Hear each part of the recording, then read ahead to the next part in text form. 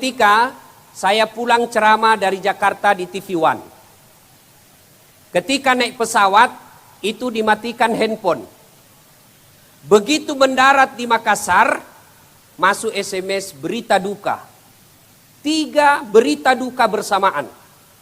Yang pertama, innalillahi wa inna ilaihi raji'un. Siapa yang meninggal? Teman SMP ku. Dia kerja TV kabel. Rusak TV kabelnya BRI, diundang memperbaiki. Tanpa dia ketahui, ada kabel yang jaringannya di atas, salurannya sangat keras. Dia tidak sadar, lewat di bawah kabel itu, kena sengatan listrik. Jatuh, hangus, mati. Padahal masih muda. Berita duka yang kedua, guru SMP saya. Malam masih sholat berjamaah Isya di masjid. Subuh juga pergi ke masjid. Selesai sholat subuh, zikir sejenak dalam masjid, meninggal dunia. Yang ketiga, suami dari sepupu 2 kali saya. Pensiun, lalu dia bilang kepada istrinya, "Ma, kita pergi makan soto Banjar. Di Makassar ada soto Banjar terkenal dekat kantor pos.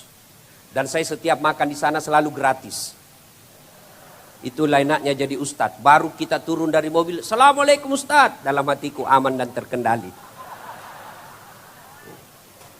Nah, suaminya lalu berkata, "Ibu lebih dululah berpakaian. Karena biasanya perempuan lama persiapan."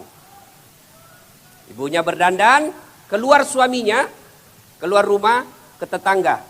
Dari pintu pagar dia dengan jalan beruang, itu ada jembatan kira-kira 30 cm.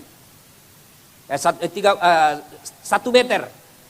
Terpeleset kakinya, jatuh, meninggal. Sehat, terakhir. Kita reunian, kumpul teman-teman, jam 4 sore di warkop, masih foto-foto. Tiba-tiba teman saya berkata, ndak enak kurasa kayak pusing kak. Kemudian dia tidak sadarkan diri. Saya pegang ubun-ubunnya, dalam hatiku, sebentar lagi meninggal ini. Ternyata lari bawa ke rumah sakit, tidak beberapa saat meninggal. Semua sehat. Semua masih dalam keadaan sadar. Ternyata ajal menjemput. Sengaja saya sampaikan cerita ini untuk apa? Menggugurkan godaan setan yang ada di otak kita yang selalu berpikir mati itu harus tua dulu. Mati itu harus sakit dulu. Biasanya ketika kita cerita kematian, anak muda langsung dilihat-lihat yang sudah tua. Yang sudah pensiun, yang sudah putih rambutnya. Apa maksudmu bos? Barangkali dia bilang yang tua dulu. Tidak, yang tua mati. Al-mautu babun. Mati adalah pintu yang setiap kita pasti melewatinya. Kaya, mati. Miskin, mati. Pejabat, mati. Rakyat biasa, miskin, kaya, artis, tentara. Mana polisi tadi? Polisi, habaib, ustadz, di belakang sedikit. Mati juga tapi di belakang. Kalau ustadz duluan siapa yang tak sia? Bapak saudara-saudara sekalian, suatu ketika Sulaiman alaihi salam lagi ceramah. Kira-kira seperti sekarang. Tiba-tiba datang tamu tadi, undang dan berkatalah tamu tadi, "Assalamualaikum ya Rasulullah." "Waalaikumsalam." "Mari masuk." Masuklah tamu tadi, duduk. Nabi lanjutkan ceritanya. Belum selesai Nabi cerita, tiba-tiba tamu tadi minta izin. "Ya Rasulullah, karena ada pekerjaan saya penting, tidak bisa dimajukan, tidak bisa diundur, saya minta izin pamit dulu." Nabi Sulaiman katakan, "Silahkan, pergilah tamu tadi." Sepeninggal tamu tadi, Nabi bertanya kepada seluruh hadirin, "Saudara-saudara sekalian, ada yang tahu siapa itu tadi tamu?" "Tidak ya Rasul, Anda yang lebih tahu." Nabi Sulaiman lalu berkata, Itulah tadi yang memisahkan harta kalian di dunia ini. Itulah tadi yang memisahkan dengan segala orang yang engkau cintai di dunia ini. Itulah tadi malaikat pencabut nyawa. Yang setiap kali datang pasti ada yang ingin dipanggil. Dan dia tidak kembali sebelum diambil yang diinginkan. Selesai berkata begitu, tiba-tiba dari belakang ada anak muda diangkat tangannya. Ya Rasulullah, itu malaikat pencabut nyawa. Iya. Tidak kembali sebelum diambil yang diinginkan. Iya. Langsung dia bilang, ini anak muda, mati nih saya. Kenapa? Sejak datang sampai pulang saya terus lihati. Nabi Sulaiman katakan, hati-hati coaches. Tentu dalam riwayat tidak ada bilang ces. Ini Ustadz zaman now. Hati-hati mas bro. Barangkali kau yang diinginkan. Dia bilang, ya Rasulullah jangan main-main deh. Kalau begitu bawa saya jauh sampai dia tidak dapat tadi itu.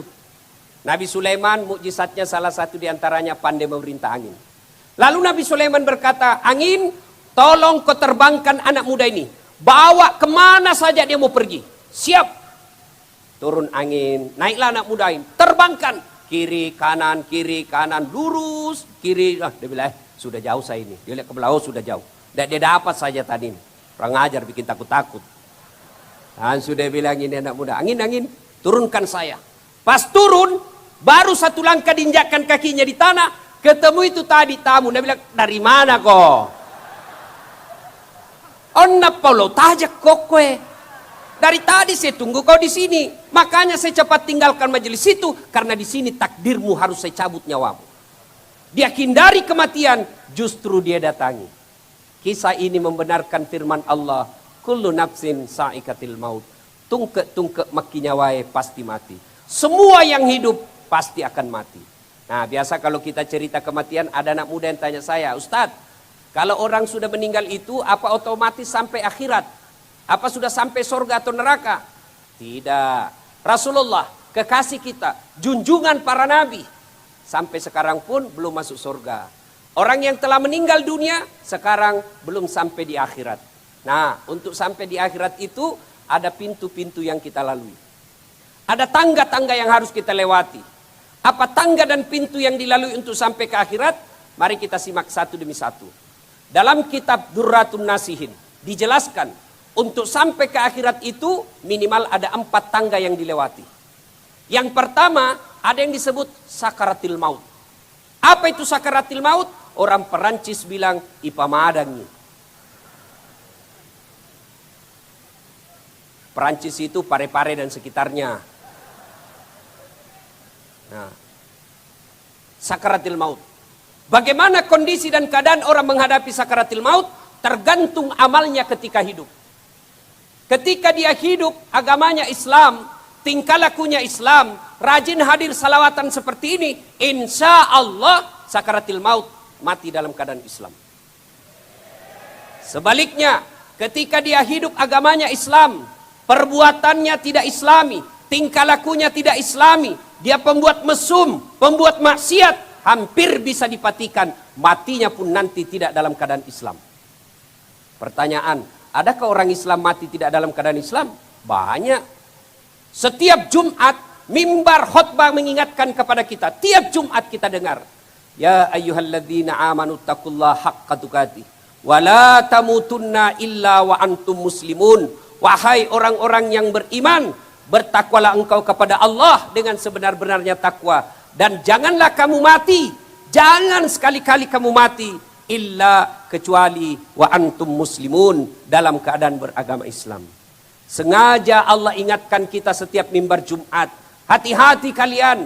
Lahir Islam. Khitan Islam. Nikah Islam. Tapi belum tentu kalian mati dalam keadaan Islam. Siapa mereka yang mati dalam keadaan non-muslim atau kafir? Contoh aja ini ya, contoh saja ini. Pedagang. Ada pedagang di sini. Berapa harganya ini sarungmu? 50.000. Wih, mahal benar. Dia bilang, itu saja 50 saya kasih kau modal karena kita sama-sama orang Bugis. Lalu 40.000, enggak boleh. 50 itu modal. Padahal sudah ada untungnya. 10.000-nya riba. Wa ahallallahu bai'a wa harramar riba. Allah halalkan jual beli, tapi Allah haramkan riba. Mana kategori riba? Satu di antaranya menipu pembeli. Termasuk ada penjual bensin botolan di sini. Ada? Oh itu hati-hati.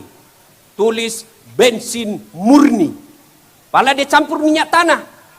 Begitu dikomplain, kenapa kau tulis bensin murni? Ada minyak tanahnya. Dia bilang, jangan salah mas bro. Istri saya namanya Murni.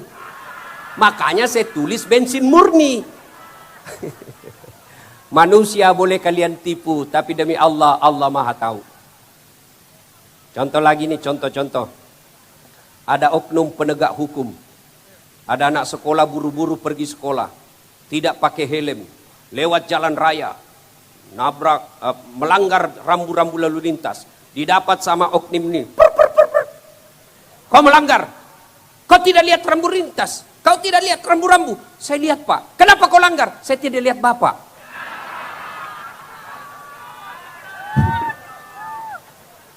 Kamu melanggar. Tilang. Aduh pak, motornya temanku ini pak. Nah, kalau begitu selesaikan di tempat. Pak, cuma 30.000 uangku, kasihan. Ini juga mama saya yang kasih untuk ongkos. Sudahlah, coba lihat dompetmu. Oh betul 30.000. Ya sudah, ambil 10.000, mari 20. Makan coto. Ini oknum. Makan coto di pinggir jalan. Makan coto 248. 2 mangkok coto 48 ketupat. Kenapa? Ketupatnya gratis. Makan sempoyongan keluar terlalu kenyang, sambar motor, sak, mati. Matilah kalian dalam keadaan kafir. Kenapa? Ada barang haram dalam perutnya. Contoh lagi nih, contoh lagi. Contoh aja ini, contoh. Anak gaul yang banyak tato di badannya. Plebe cap kupu-kupu. Lalu, ayo saweran, 5.000 pertama. Saya 10.000. Kamu 30.000. Cukup 50.000. Apa dibeli? Anda usah vodka. Mahal. Apa? Lempox. Lempox campur racun tikus. Beleng-beleng. Kenapa Lempox kau minum racun tikus? Akhirnya isap. Bikin komunitas remaja bernapas dalam kaleng.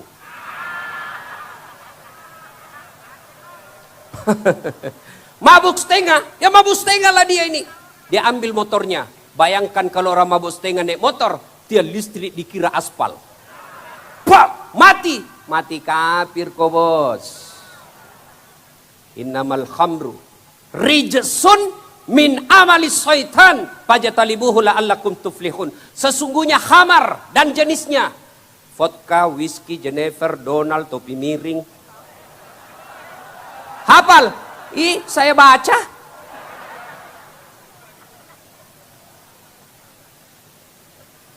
Minuman keras jauhi anak muda. Silahkan jadi anak gaul, anak band-band, anak futsal, anak gondrong-gondrong, anak motor-motor, anak gunung-gunung, silahkan. Tapi jangan dekati minuman keras. Satu-satunya minuman keras yang halal, es batu. Es batu gesok mi, tanpa sirup, undang juga. Ini anak muda sekarang nanti dibilang gaul kalau pintar teler. Cemen lu men, kampungan, baru 1 botol sudah teler. Tuh teman kita jago sampai masuk di got. Dulu waktu saya sekolah dan kuliah, kalau dibilang teman saya, ayo, Dasat, sini. Saya bilang, enggak bos, saya jauh-jauh tinggalkan kampung, tidak mau jadi pemabuk. Dia bilang, kampungan loh. Saya bilang, biar mi, daripada kau enggak ada kampungmu.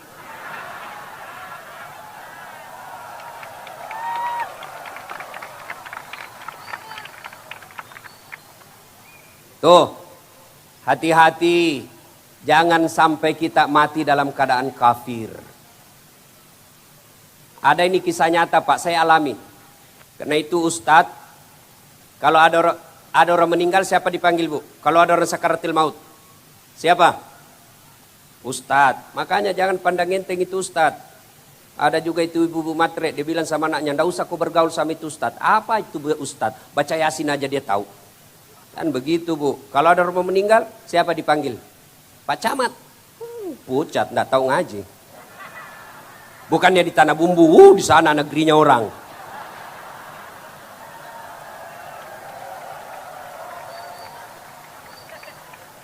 Ini kisah nyata saya pernah alami. Kakak saya di opname di Rumah Sakit Makassar namanya Wahidin Sudiro Husodo. Ada orang sakaratil maut, ibu-ibu, sudah lama sakaratil maut tidak meninggal. Ingat, ketika ada orang lama sakaratil maut berarti lama disiksa itu orang. Saya kasihan. Saya datanglah kepada dia karena anaknya minta, Ustadz tolong didoakan ibu saya. Saya bisiklah telinganya. Ibu tolong ikut saya ngajikan. Bismillahirrahmanirrahim. Yasin. Baru saya bilang Yasin, dia bangun, dia ambil botol aqua, dia lempar saya. Hei, pergi kau di sini, jangan kau mengaji, panas telingaku. Kenapa ada orang barusan saya ngajikan ini panas telinganya? Saya ulang lagi. Bismillahirrahmanirrahim. Dia lempar lagi saya, basah bajuku. Saya baru sadar, oh ini peringatan dari Allah. Saya keluar, saya tanya anaknya, Bu, pintar mengaji itu ibunya. Itu dia kasihan Ustadz. Ibu saya, mama ajiku tidak tahu ngaji. Haji tidak tahu ngaji. Haji kajili-jili. Banyak itu haji begini. Andai saya menteri agama, syarat menunaikan haji harus lancar ngaji. Pasti turun pendaftar.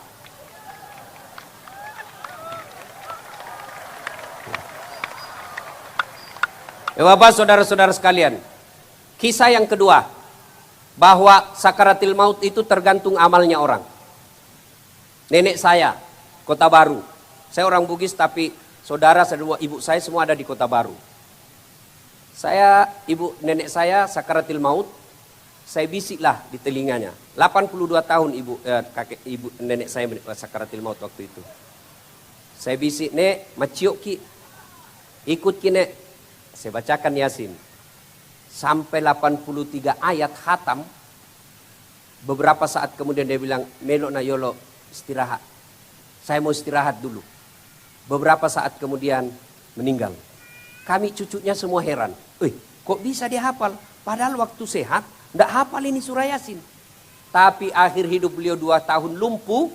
Kerjaan antara maghrib isya baca Yasin. Dari 2 fakta yang saya lihat ini membenarkan pepatah kita yang mengatakan Allah bisa karena biasa. Ibu bapak saya tanya, mau sakaratil maut dalam keadaan Islam? Mau sakaratil maut dalam keadaan Islam? 1. Man qama la ilaha illallah ila akhiril hayata dakhalal jannah. Siapa yang mengucapkan la ilaha illallah penghujung hidupnya pasti masuk surga. Itu jaminan Nabi. Supaya terbiasa la ilaha illallah, sakaratil mautnya la ilaha illallah, maka ketika sehat lazimkan la ilaha illallah. Kayak tadi ketika Habib sudah acungkan 1 jari, la ilaha illallah, la ilaha illallah. Terbiasa itu, insya Allah sakaratil maut kita lancar mengucapkan 2 kalimat syahadat. Makanya anak muda kemana-mana jangan tinggalkan tasbih. Ya, coba. Kalau ada tasbih di tangan, seperti saya nih. Kalau ada tasbih begini, pegang, otomatis mulut langsung berzikir. Pegang tasbih langsung, la ilaha illallah. Tidak ada orang pegang tasbih begini langsung dia bilang, jalan kotek 1, onde-onde 4, gogos 5. Tidak ada itu Pak. Makanya caranya adalah biasakan kemana-mana bawa tasbih. Kita di atas mobil angkutan umum, tidak ada kegiatan, yuk pegang tasbih kita. La ilaha illallah, la ilaha illallah. Kenapa? Peluang sakaratil maut meninggal orang jalan raya jauh lebih besar daripada tinggal di rumah. Kenapa? Kecelakaan. Cuma ada sopir di kampung saya pernah bilang begini waktu saya masih sekolah. Dasat, lebih banyak nanti sopir masuk surga daripada ustadz. Sambaran dia bilang ini. Kenapa bisa? Dia bilang itu ustadz bikin lupa Tuhan. Bukannya ustadz ngajak orang ingat Tuhan. Dia bilang coba lihat kalau ustadz khutbah Jumat. Kalau ustadz khutbah Jumat banyak yang tidur di belakang. Lupa Tuhan. Tapi coba kalau sopir. Banyak yang kasih ingat Tuhan. Gimana caranya? Kalau saya balap itu mobil Panther. Kencang di atas 150 km per jam. Semua penumpang. La ilaha illallah. La ilaha illallah. La ilaha.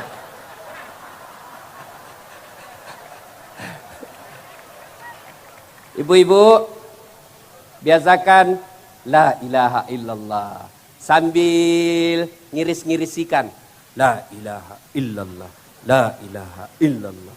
Ya, jemur pakaian la ilaha illallah. Insyaallah Allah bisa karena biasa.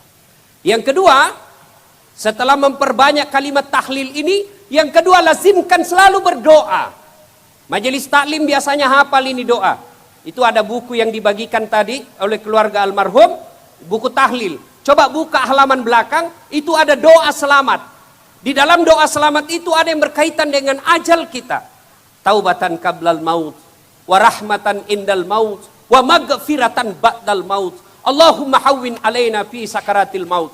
Ucapkanlah itu, terutama yang kita sudah pensiun, usia-usia 60 tahun, 70 tahun. Itulah doa yang paling bagus kita ucapkan. Ya Allah, berikan saya kesempatan bertobat sebelum mati. Rahmati ketika dicabut nyawaku, dan ampunilah saya setelah mati. Hafal ini, Bu? Hafal? Hafal? Bapak-bapak hafal? Nah, kalau sudah 70 tahun doa ini yang dilazimkan. Jangan sudah 70 tahun masih ya Allah bukakan pintu jodohku. Matoa ni milau mopi. Sudah lobet la ilaha illallah. Nah, ibu bapak saudara-saudara sekalian. Nah, ketika berpisah jasad dengan roh, itulah kematian. Nah, pintu yang pertama kita harus lalui sakaratil maut. Dan orang yang tersiksa menghadapi sakaratil maut, selain orang yang tidak lancar ngaji, yang kedua adalah anak yang durhaka kepada kedua orang tuanya. Pernah dengar kisahnya Alqamah? Bagus ibadahnya. Kalau istilah sekarang pengurus masjid lah dia. Remaja masjid. Sholatnya baik, zikirnya baik, tadarusannya bagus. Tapi anehnya ketika sakaratil maut dibimbing oleh Bilal. La ilaha illallah. Alqamah cuma mengatakan la. Tidak ada. Heran Bilal. Sampailah ini ke Nabi, Bilal sampaikan, ya Rasulullah tolong doakan Alqamah. Dia sakaratil maut tidak bisa syahadat. Nabi berkata, loh kok bisa? Itu anak kau bagus sekali agamanya. Itulah saya heran. Nabi doakan. Setelah didoakan, tetap tidak bisa. Cuma katakan, la. Kaku dia punya bibir. Nabi berkata, oh ini pasti besar dosanya ini. Cari bapaknya, sudah meninggal. Cari ibunya, ketemu. Bilal lalu berkata, bunda, anak ibu si Alqamah sakaratil maut tidak bisa syahadat. Mungkin ada dosanya sama bunda. Apa kata bundanya? Oh, dia dapat sudah itu. Kenapa? Kurang ajar memang itu anak. Setelah ada istrinya, lebih disayang istrinya dari saya. Pernah suatu ketika, saya ke rumahnya karena lama dia tidak datang. Akhirnya aku yang ingin ke rumahnya melepas rindu sebagai ibu. Saya datang ke rumahnya. Baru saya mau buka pintu, ketuk-ketuk. Dia bilang sama istrinya, sembunyi cepat itu kacang, datang mama. Kacang disembunyi. Ibunya dengar, tidak jadi masuk. Nangis ibunya pulang, sejak itu tidak pernah lagi didatanginya. Lah kejadian ini kemudian dilapor sama Nabi. Nabi lalu bersabda, wah, malopo dosanya itu anak. Besar dosanya ini anak. Tidak diampuni kalau ibunya tidak memaafkan dia. Panggil ibunya. Datang ibunya. Kata Nabi, ya bunda maafkan Alqamah. Saya tidak mau ya Rasul. Wah besar dosanya itu ya Rasul. Kurang ajar. Nabi berkata kalau begitu jalan satu-satunya supaya dia tidak dibakar api neraka. Lebih baik saya bakar api dunia daripada api neraka. Karena ketahuilah api dunia 69 kali panasnya api di dunia baru sama panasnya api neraka. Api itu ada 4 tingkatan. Pertama api yang merah, warna merah. Ini apinya para perokok. Ada merah ujungnya itu, itu api yang paling ringan. Dipanasi 1000 tahun, berubah ganti warna menjadi warna biru. Ini apinya ibu rumah tangga di kompor gas. Panasi lagi 1000 tahun, meningkat lagi tingkat kepanasannya, menjadi warnanya putih. Ini yang banyak di perusahaan-perusahaan tambang. Misalnya baja yang ingin dipisah, itu apinya seolah-olah tidak ada kelihatan api padahal ada karena ada warnanya sudah jadi putih. Panasi lagi 1000 tahun akhirnya menjadi hitam. Inilah api neraka. Nabi bersabda, lebih baik api dunia yang siksa dia daripada api neraka. Saudara-saudara, kumpulkan kayu. Kumpullah kayu. Nyalakan, nyala besar. Nabi tanya lagi, Bu, betul bunda tidak memaafkan? Betul ya Rasul, saya tidak memaafkan dia. Baik, kata Nabi, angkat. Angkat si Alqamah, lempar. Begitu mau dilempar masuk ke api, ibunya berteriak, ya Rasulullah, tahan, jangan bakar anakku. Memang dia kurang ngajar, memang dia pernah menyakiti saya, pernah melukai perasaanku, tapi demi Allah, rasa sakit hatiku itu tidak ada bandingnya, tidak bisa dibandingkan dengan susahnya saya hamil dan melahirkan dia. Saksikan ya Muhammad, saya ampuni dosa-dosanya anakku, jangan kau bakar dia. Inilah ibu. Lalu Nabi bersabda, betul ibu maafkan? Iya ya Rasul. Kalau begitu, turunkan. Setelah diturunkan, dituntun, barulah dia sempat mengucapkan, La ilaha illallah Muhammad Rasulullah. Alqamah, sahabat Nabi, agamanya baik, tidak bisa mengucapkan dua kalimat syahadat ketika sakaratil maut. Kenapa? Karena durhaka kepada kedua orang tuanya. Nah sekarang kita lihat anak-anak kita sekarang. Anak-anak sekarang Pak, tambah tinggi sekolahnya, tambah kurang ajar. Sopan betul sama pacarnya. Iya Kak, terserah Kakanda. Kalau itu yang baik, ya ulun ikut aja Jar. Kalau mau tidur, apa kabar Kak? Jangan lupa makan obatnya ya. Salam sayang selalu. Dongo. Kalau pacarnya sopan betul, sekali bapaknya kurang ajar. Coba, ayo ibu-ibu. Mau tahu anak kita lebih sopan dan menghargai pacarnya daripada orang tuanya? Mau? Mau tahu? Nanti pulang ke rumah, tolong periksa HP-nya anak kita. Siapa foto wallpapernya di situ? Foto di luar HP-nya itu siapa? Bapaknya. Saya pernah ini periksa ujian anak mahasiswa saya di UNAS. Adik-adik tidak boleh pegang HP. Kau nanti kerjasama melalui WhatsApp. Simpan sudut kanan HP-mu semua. Simpan semua. Saya jalan mengawas. Saya terharu karena ada orang cewek HP-nya cakep betul wallpapernya.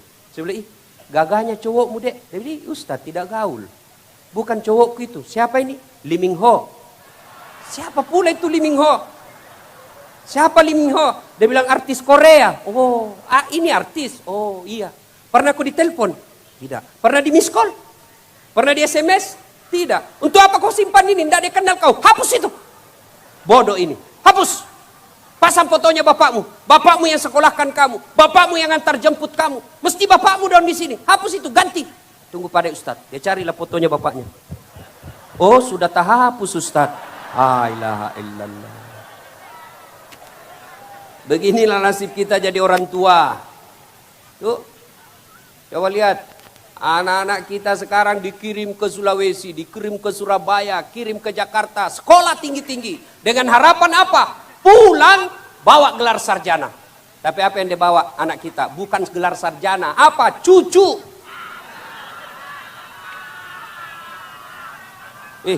Ngeri saya lihat anak-anak sekarang.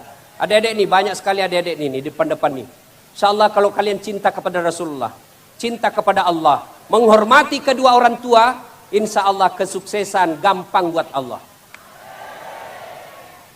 Gak usah kursus kiri kanan kalau kau kurang ajar sama orang tuamu. Gak usah sekolah ke luar negeri kalau tidak tahu menghormati orang tua. Kecil jadi wali kota, kecil jadi pejabat, kecil punya rumah yang bagus, kecil punya kendaraan yang mewah. Syaratnya apa? Allah ajarkan dalam Islam. Ridallah fi ridal walidain, suktillah fi suktil walidain. Ridanya Allah tergantung ridanya kedua orang tua. Murkanya Allah tergantung murkanya orang tua. Artinya apa? Jika orang tua kita sudah bilang, nak saya senang menjadi orang tuamu, hidupmu insya Allah berkah, kita akan ketemu Rasulullah di sorga. Kalau orang tua selalu mengucapkan doa seperti itu, insya Allah sukses kita. Tapi kalau tidak pernah berbuat baik sama orang tua, keluar tidak pernah cium tangan. Saya tanya, ibu-ibu, anak-anak kita cium tangan enggak kalau jabat tangan? Cium? Enggak, dia sliding saja Pak. Cium tangan itu kan begini. Tapi sama cowoknya, entar. Sekali sama bapaknya, tapi Pak, cium tangan ke itu dong. Sekali sama cowoknya, iya Kak, beleng-beleng. Nah ibu bapak saudara-saudara sekalian, itu model anak sekolah. Bagaimana modelnya yang kita sudah berkeluarga? Kadangkala apa? Lebih sayang sama istri daripada ibunya. Ibu, halo ibu. Ibu, jangan menyuruh suami memilih antara istri dengan ibu. Kadangkala istri kan kalau marah, pilih ibumu atau saya. Mana bisa dipilih, sama-sama penting. Ya, ibu terus, ibumu, kawin kau sama ibumu. Mana bisa kawin sama ibu? Ini ibu-ibu ini kadang-kala ngomong gak mikir. Ada di sini? Ada juga itu ibu, Masya Allah. Suaminya jadi polisi, istrinya jadi kapolres. Kenapa istrinya Masya Allah masakang? Baru 10 menit pergi suaminya ditelepon. Di mana kok Pak? Di mana? Saya di kantor. Bohong, pulang. Saya di kantor, demi Allah. Foto dulu baru kirim. Ada begitu di sini? Ada kurang ajar sama mertua. Mertuanya datang dari kampung dari Sulawesi Selatan, bawa beras, bawa kelapa, naik dari Parepare ke Batu Licin. Dia bilang istrinya, biasa, bapakmu bawa beras 50 kilo, ayam 2 ekor, pulang nanti 5 juta. Ada yang begitu di sini? Bapak-bapak, ada istri model gitu di rumah? Ada? Saya ajari Pak sebagai sesama lelaki. Kalau ada istri seperti itu, jangan dicerai. Kasihan dia, tambah jadi 2. Biar dia tahu rasa. Setuju Pak? Setuju? Nah, dengar ibu, hati-hati bu. Makanya ketika datang mertua dari kampung, istri yang soleha mestinya dia sujud syukur. Ya Allah, terima kasih kau utus orang tua ini datang ke kampung ini, datang ke Batu Licin. Gara-gara inilah orang tua sehingga saya punya suami. Gara-gara inilah orang tua punya anak yang menjadi suami saya sekarang. Andai saja tidak ada anaknya ini orang tua, maka sampai sekarang mungkin saya masih jadi gasturi. Gadis tua Republik Indonesia. Kayaknya ibu, saya bilang sama istri saya di rumah, sayang, kenapa istriku? Sibuknya ini anak muda. Ya, enggak boleh kalau saya bilang sama istrinya Pak Bupati, dilempar saya. Itu sunnah, mengucapkan kata-kata indah kepada istri meskipun tidak sampai di hati. Membahagiakan istri itu sunnah. Ada ini wallahu alam, Bib cerita wallahu alam benar atau tidak. Ada kakek-kakek, setiap dia panggil istrinya, sayang, ada tamu, sayang bikin air panas, sayang saya mau makan. Cucunya dengar, lalu dia bilang, ih kakek romantis betul. Panggil nenek sayang melulu. Dia bilang kakeknya, sini dulu dah. Jangan kau ribut. Kenapa? Saya lupa namanya nenekmu.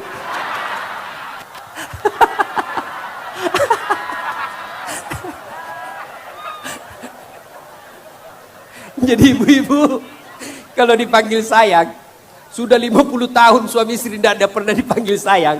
Tiba-tiba dipanggil sayang, waspadalah.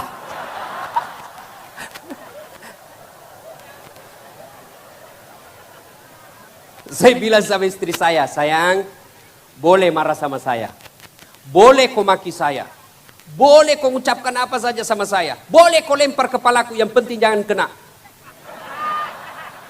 Silakan, saya terima dengan ikhlas. Itulah cobaanku sebagai suami. Tapi tolong jangan pernah menyakiti perasaan ibu saya. Ketika ibu saya kau sakiti perasaannya, tidak ada kompromi.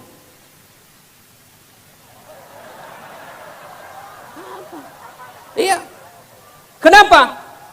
Istri belum tentu kita jodoh sampai ajal. Ada namanya bekas istri. Tapi ibu tidak ada nama bekas. Bujur banar Ustaz. Makanya bapak-bapak jangan pernah takut sama istri. Ada di sini takut sama istrinya? Ada? Berhenti jadi laki-laki Pak. Masa takut sama istri? Istri itu bukan ditakuti tapi disayangi. Masya Allah. Dan salah satu pribadi Rasulullah yang kita agung-agungkan tadi hampir 2 jam. Tahu Pak, pribadi Rasulullah setiap mau keluar rumah beliau bersedekah kepada istrinya. Apa sedekahnya? Ringgit? Bukan. Rupiah? Bukan. Dolar? Bukan. Apa? Sun, cium jidat istri. Nah, coba Bapak mulai amalkan besok. Setiap mau keluar rumah, Ibu, itu dong. Jadi kalau suami lupa, ingatkan Ibu, ingatkan, Pak, sedekah dong.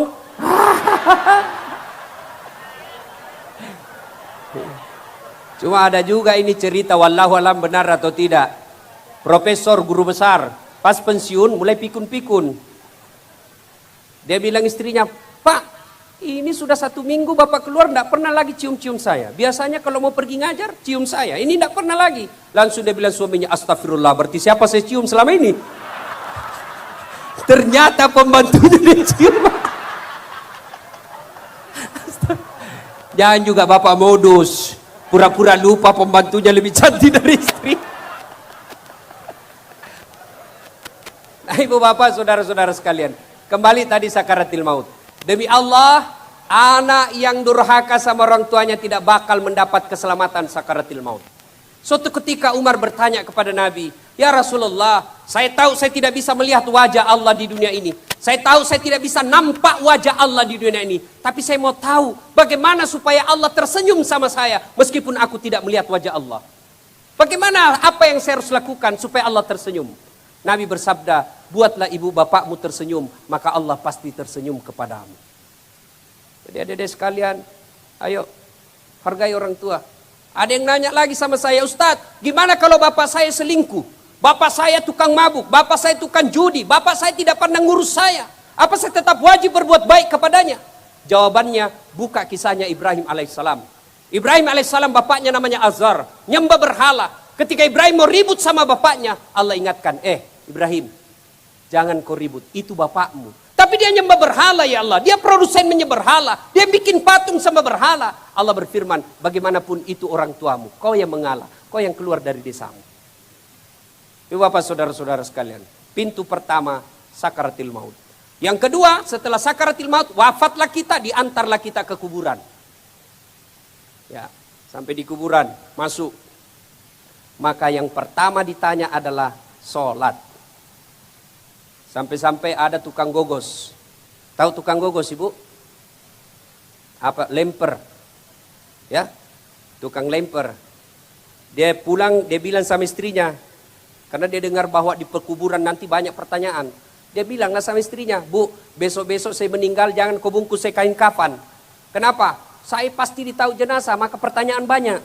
Jadi apa? Bungkus saya kain pisang supaya saya dikira gogos. Meninggallah dia, dibungkus betul daun pisang. Datang malaikat, begitu dilihat sama malaikat, ada gogos, bakar cepat. Tidak jadi lagi ditanya-tanya. Nah, datanglah ini. Maka ketika kita masuk alam kubur, orang yang mengantar terakhir telapak kaki orang yang meninggalkan area pemakaman, masih kedengar langkah-langkah kakinya oleh jenazah, datang malaikat menyodorkan pertanyaan. Tapi kalau orang yang baik solatnya tidak usah cemas. Tapi mereka yang tidak bagus solatnya, hati-hati. Kalian tidak akan mampu menjawab pertanyaan alam kubur.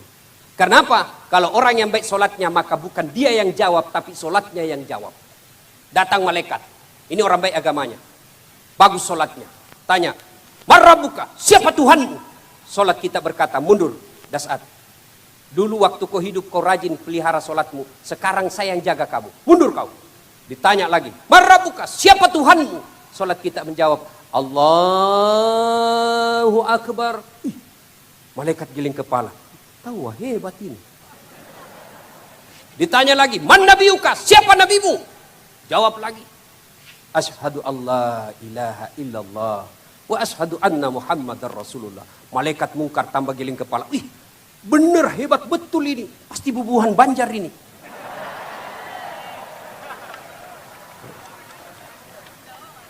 Akhirnya malaikat mungkar. Dia bilang sama Nakir, kir. Kau maju, Nakir. Sama kira-kira Pak Bupati dipanggil Pak Wakil. Wakil yang maju. Dia bilang Pak Wakil, saya kan cuma wakil, antum yang ganda. Akhirnya apa? Pertanyaan 3, 4, 5 tidak dilanjutkan. Malaikat naik melapor kepada Allah. Ya Allah, ada hambamu mati, saya tanya, marrabbuka? Dia jawab, Allahu Akbar. Allah berfirman, ketahuilah malaikat, bukan dia yang jawab, tapi solatnya yang jawab. Karena dia baik solatnya, tidurkan dia untuk menunggu hari kiamat seperti nikmatnya tidur pengantin baru. Tadi ada nikah massal 400 pasang. Pengantin baru. Enak betul itu pengantin baru. Sampai waktu saya pengantin baru, saya bilang, cepatnya pagi. Itu kalau bagus solatnya. Tapi kalau tidak beres solatnya, datang, malaikat sudah bilang, sudah lama saya tunggu kau. Dia putar palu-paluna, metanolo taja cilaka, pasang kekedomu.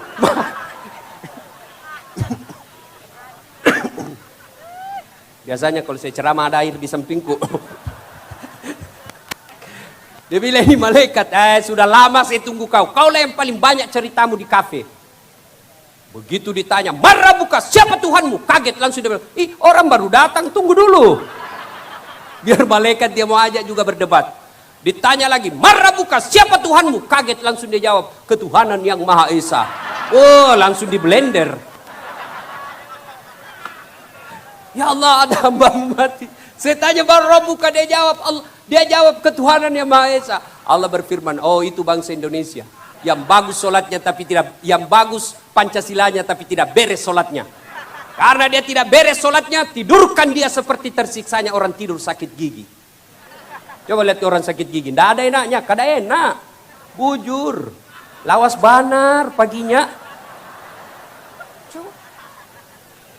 Itu kalau orang sakit gigi. Makanya terserah Bapak Ibu sekalian, mau tidur pengantin baru, tunaikan sholat dengan sebaik-baiknya. Mau tidur sakit gigi, ya sudah, tidak ada sholat. Saya lihat di sini, alhamdulillah rajin sholat. Alhamdulillah. Tapi kapan orang Islam banyak tidak sholat? Satu, ibu-ibu kalau ada pengantin. Kenapa bisa Ustadz? Jilbabnya. Saya ini sudah keliling-keliling ceramah. Alhamdulillah baru-baru diundang ke Milan. Tahu Milan? Tahu Milan? Kota baru belok kiri sedikit. Saya diundang kemana-mana. Perempuan-perempuan sana jilbabnya sederhana. Ambil kain segitiga, kasih peniti 1, selesai. Tapi jilbabnya ibu-ibu Indonesia, Masya Allah, jilbab sakaratil maut. Ada talinya 2 meter, naripi-ripi. Dia ikat di lehernya. 2 meter. Kainnya 3 lembar, ada kuning, ada biru, ada hijau. Masya Allah. 14 pentulnya, 70 cipit-cipitnya. La ilaha illallah. Ada di sini kayak kaleng-kaleng, cuk.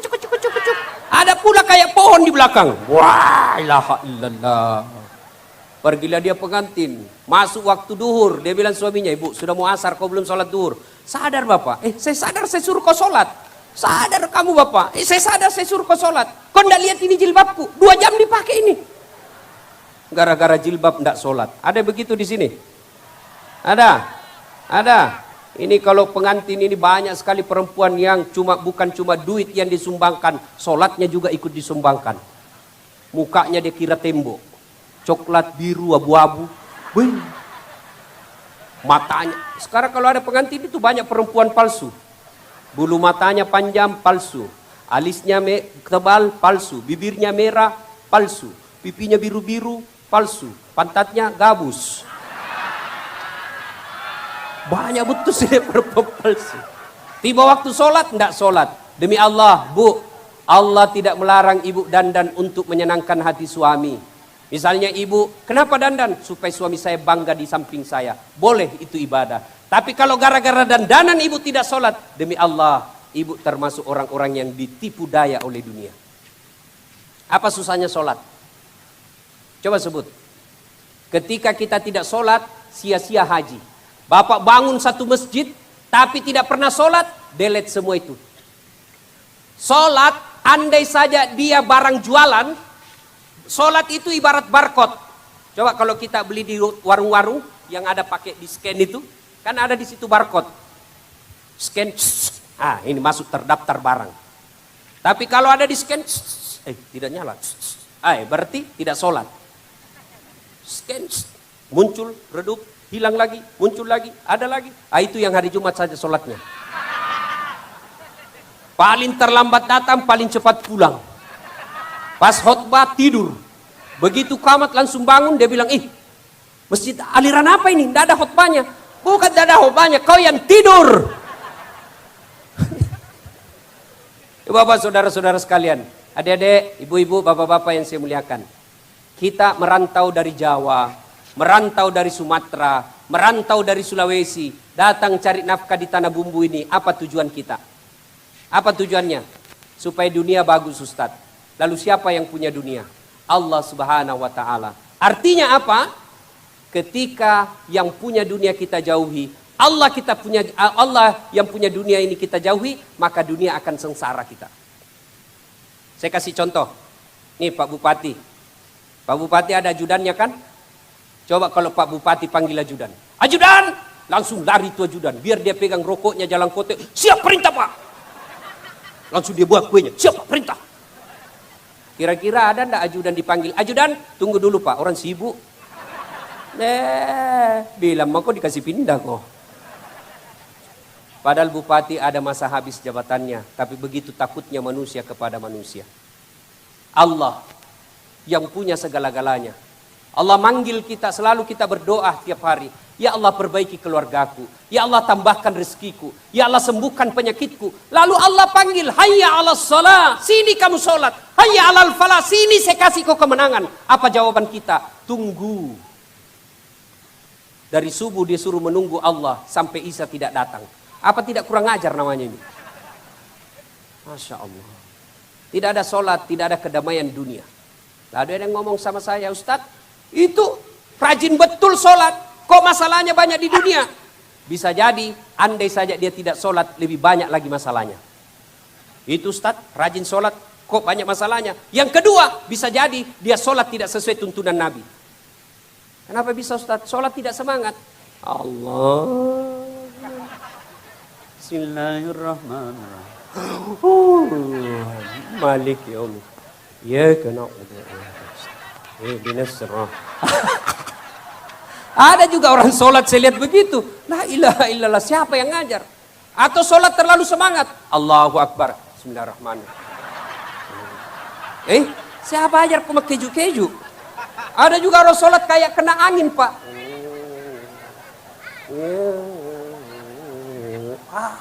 Mana ada riwayat mengatakan Nabi sholat seperti itu? Atau sholat tubuhnya sujud syukur tapi ingatannya bukan Allah. Allahu Akbar. Tadi duit 100.000. Beli pulsa 50.000. Bensin 30.000. Mana yang 20.000? Allahu Akbar. Masih dicari. Di mana saya simpan? Sami Allahu liman. Di mana saya simpannya? Allah. Begitu Assalamualaikum warahmatullahi. Oh, di bawah sadel. Ini sepanjang sholat cari duit. Gimana hidup kita mau bagus? Tidak pernah sholat diajarkan Allah dan Rasulnya. Iya. Ibu bapak saudara-saudara sekalian. Ada pula yang tanya, Ustadz, tuh tetangga saya tidak pernah sholat proyeknya lancar.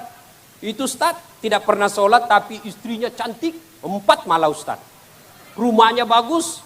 Bisa jadi seperti itu yang kita lihat. Tapi apa yang kita tidak tahu? Tidak ada kedamaian dalam rumah tangganya. Apa yang kita tidak tahu? Duitnya banyak tapi tidak ada yang bisa dia makan. Banyak di Sulawesi saya lihat duitnya miliaran tapi tidak ada yang bisa dimakan. Berhadapan meja makan penyakit semua dipikir. Asam urat, kolesterol, lemak. Apa yang bisa dia makan? Cuma jagung. Uang 4 miliar makannya cuma jagung. Oh kasihan. Mobilnya harganya 1 miliar lebih tapi tidak pernah dinikmati. Baru 10 menit di atas mobil sudah stres. Hati-hati kanan kiri, mati kita. Rem sedikit. Calan tuh cilaka. Begitu dia ke dokter, dia bilang, dokter Pak, selama Bapak aktif ini tidak pernah kena sinar matahari. Mobil AC, masuk rumah AC, masuk kantor AC, tidak pernah kena sinar matahari. Makanya Bapak sakit. Mulai besok Bapak keliling di komplek jam 9 sampai jam 10. kasih sinar matahari. Gimana caranya dok? Jangan pakai baju, pakai celana pendek, jangan pakai sandal ya, jangan pakai topi. Jalanlah dia cuma pakai celana pendek, keliling keringatan. Apa bedanya sama gembel? Kenapa? Nggak beres sholatnya.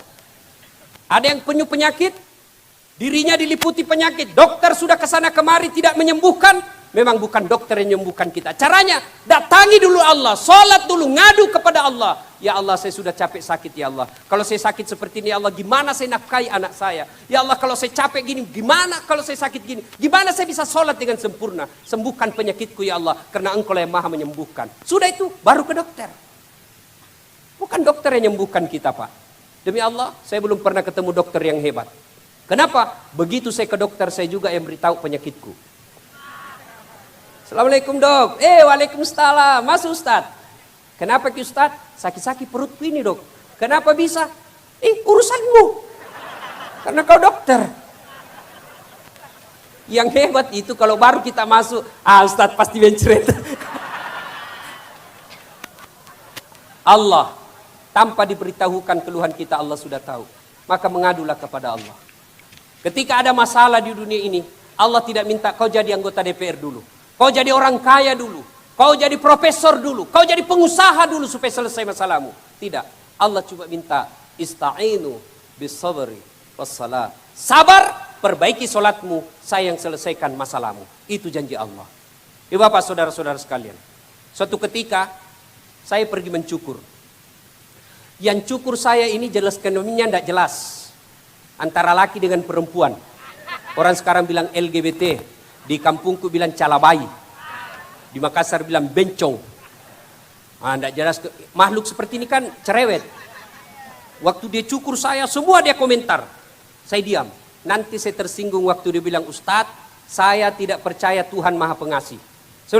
Sembarang ini mulutnya ini dia bilang. Kenapa bilang begitu? Kalau Tuhan Maha Pengasih, kenapa ada peminta-minta di jalan? Kenapa ada orang miskin berkeliaran? Kan Tuhan Maha Pengasih. Dalam hatiku, benar juga dia bilang ini. Tapi tidak ada gunanya diajak debat. Jenis kelaminnya aja tidak jelas. Habis-habis pulsa. Sudah, saya keluar. Begitu saya keluar, Allah kasih jawabannya. Saya ketemu gondrong. Tahu gondrong? Yang panjang rambutnya. Saya bilang, Dek, sini kok. Saya kasih kau 50.000 ikut sama saya. Kemana Ustaz? Ikut saja sini. Ikut. Saya kembali ke tukang cukur. Assalamualaikum warahmatullahi wabarakatuh. Deng. Waalaikumsalam. Masuk Ustaz. Saya bilang, Deng. Saya tidak percaya ada tukang cukur di sini. Sembarang. Barusan saya cukur Ki Ustaz. Saya tidak percaya ada tukang cukur. Kalau ada tukang cukur, kenapa ada ini gondrong? Langsung dia bilang, dia salah Ustaz. Bagaimana dia tidak gondrong? Karena dia tidak datang minta kepadaku untuk cukur. Coba kalau dia datang kepadaku, maka aku cukur dia sampai gundul.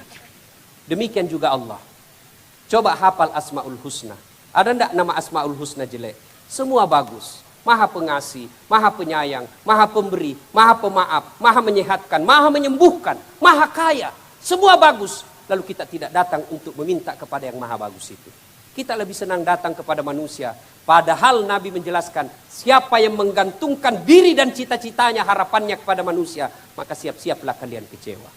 Ibu bapak saudara-saudara sekalian, sebenarnya banyak lagi yang ingin kita sampaikan. Masih ada 2 pintu untuk sampai ke akhirat. Tapi waktu yang terbatas. Insya Allah. Kenapa ibu? Belum puas? Belum puas? Memang saya bukan laki-laki pemuas. Terus menghina. Memangnya saya tukang parkir. Terus. Ustaz ini bos. Ibu bapak saudara-saudara sekalian. Akhirnya. 1. Kullu nafsin sa'ikatil maut. Semua yang hidup pasti akan mati. Karena kematian adalah sesuatu yang pasti. Tidak usah banyak ceramahku kita ingat malam ini. Cukup sebelum kita tidur, tanya diri kita masing-masing. Kematian adalah sesuatu yang pasti. Sudah siapkah saya menghadapi kematian? Apa bekal dalam menghadapi kematian? Sebaik-baik bekal adalah takwa. Salah satu diantaranya adalah memelihara sholat dengan sebaik-baiknya. Yang kedua, kesimpulan kita. Rasulullah menjelaskan, siapa yang meyakini 2 kalimat syahadat sampai matinya, dia ucapkan lalu dia yakin sampai mati, pasti masuk surga. Cuma pertanyaan, kapan masuk surganya? Kapan masuk surganya Ustaz? Selesai dicuci di neraka. Bagaimana model cucinya? Tergantung dosanya. Kalau dia waktu hidup bagus amalnya, maka cucinya sedikit saja kotoran, tak tak tak, masuk surga. Tapi kalau dia banyak kotorannya, banyak dosanya, ibuku di kampung dulu kalau banyak pakaianku kotor, cara cucinya apa? Kalantang. Di kalantang itu direndam dulu air panas 1 hari, kemudian disikat, dibanting, dilipat, diinjak-injak. Malamnya diembunkan, besok dijemur 1 hari full, besoknya baru dibersihkan ulang, baru bersih. Kalau sedikit saja dosanya tempeleng, tak tak, nah sudah masuk surga. Tapi kalau banyak dosamu bos, dikalantang kau dulu. Yang ketiga, kesimpulan kita, Allah bertanya dalam Al-Quran As-Sajdah, apa man kana mu'minan kaman kana fasikan? Apakah sama orang beriman dengan pura-pura beriman? Islam tapi pura-pura? La yasta'un, tidak sama kata Allah. Ammal ladzina amanu wa amilus solihati falahum jannatul ma'wa. Bagi mereka yang beriman, beramal soleh, kami kembalikan mereka ke dalam surga. Surganya dunia, insya Allah surganya akhirat. Wa ammal ladzina fathaku fama'wahumun nar. Bagi mereka yang pembangkang, pura-pura beriman, fasik, imannya hanya di lidah, pelakuannya bukan Islam, kami akan kembalikan mereka ke dalam neraka. Nerakanya dunia, apalagi nerakanya akhirat. Bapak saudara-saudara sekalian, inilah tausiah kita pada taklim kita kali ini. Mudah-mudahan ada manfaat. Saya Dasat Latif secara khusus menyampaikan terima kasih kepada Pak Bupati. Saya senang sekali bisa hadir di tempat ini bersama Habib Syekh. Hampir 1 tahun saya berpesan kepada Pak Bupati tolong kasihan. Kalau ada Habib Syekh, saya ikut juga di situ. Kalau tidak ceramah duduk-duduk saja. Alhamdulillah Pak Bupati sangat mengerti aspirasi ulama. Alhamdulillah. Mudah-mudahan karena sifat mengerti aspirasi inilah sehingga bisa memimpin Tanah Bumbu 2 periode.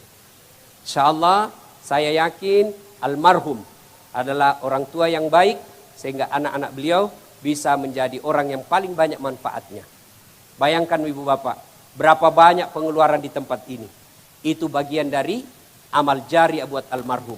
Karena amal jariah satu diantaranya adalah meninggalkan anak yang soleh dan solehah. Dan beliau telah menunjukkan mudah-mudahan amal ibadah ini menjadi, kegiatan ini menjadi amal penyejuk kubur almarhum yang ada di belakang kita. Demikian, mudah-mudahan ada manfaat, lebih dan kurangnya mohon dimaafkan. Nun wal kalam ya maisturun, billahi fi sabilil haq, summa assalamu alaikum warahmatullahi wabarakatuh.